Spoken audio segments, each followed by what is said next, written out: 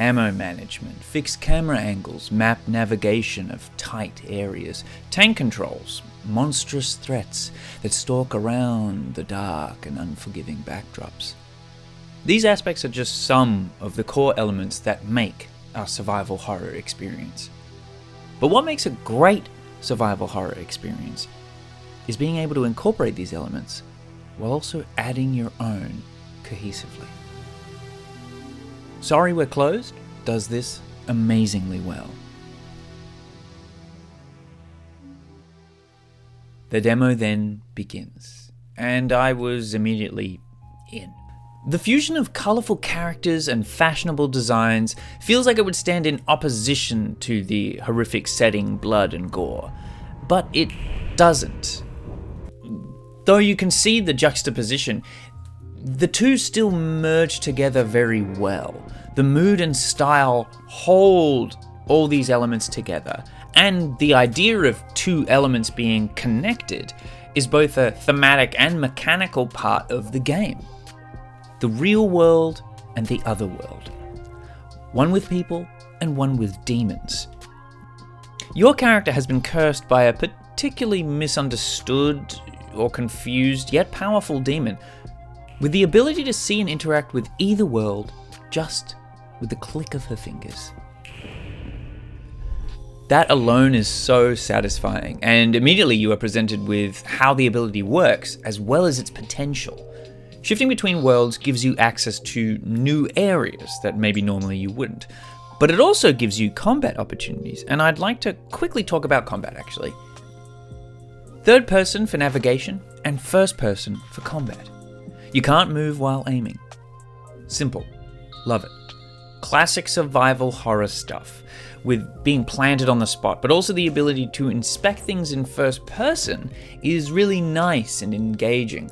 You can now almost kind of peer around corners or see what's ahead down a long corridor, despite the fixed camera when you're not aiming.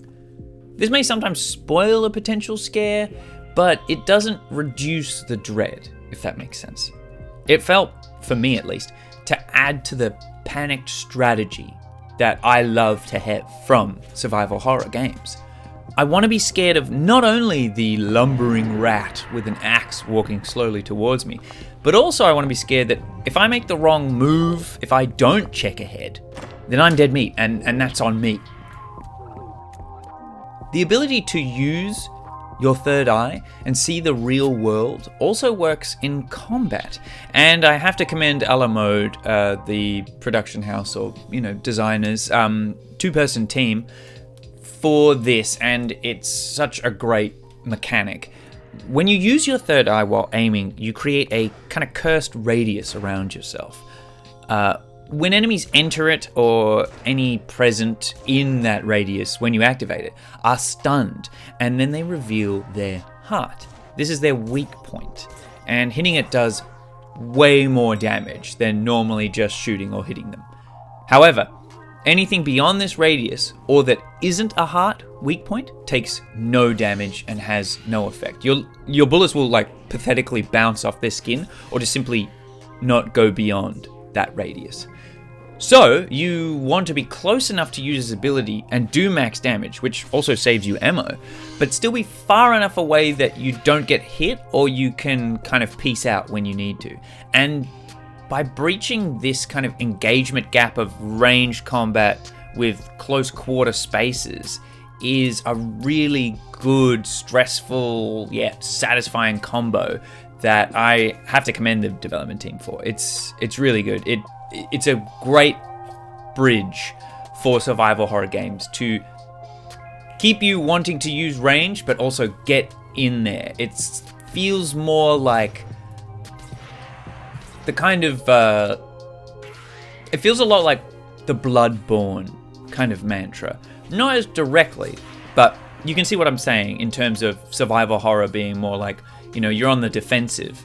This is a great midway area where you're sort of like a close quarters glass cannon, but you always need to remind yourself that you are, weaker than stronger.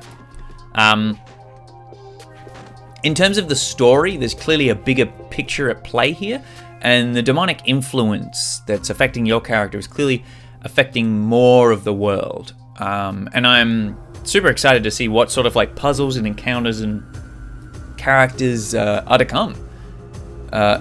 So, in quick summary, if you take the style and aesthetics of Persona, JoJo, Jet Set Radio, and Paradise Killer, mix it in with some Silent Hills, oppressive atmosphere, story themes, and creature design, and then you shake all of that up with some original combat systems and fun abilities with some really interesting puzzle potential, you get yourself Sorry We're Closed. Super pumped. Really looking forward to it. Give it a shot. Look at it. A la mode. Love it. Keep it up.